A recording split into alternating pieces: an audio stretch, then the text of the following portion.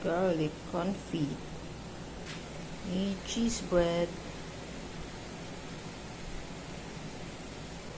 10:30 na ng gabi.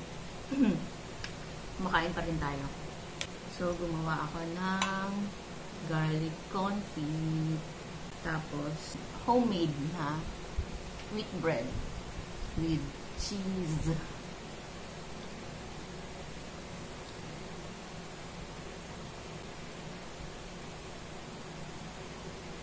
Tapos kanina, bago ko i-bake yung with cheese, nakalimutan ko lagyan ng garlic confit. So, ngayon natin siya lalagyan. Pwede namang humabol. Spread na lang natin siya dahil spreadable na siya. Yes.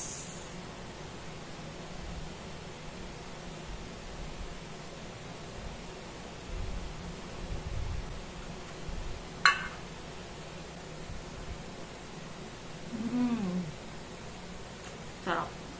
Tapos, lagyan natin ng hot honey para may konting tamis at anghang.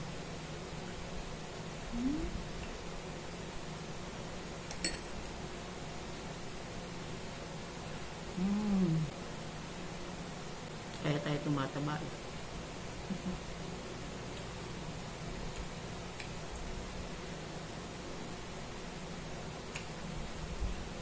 More garlic.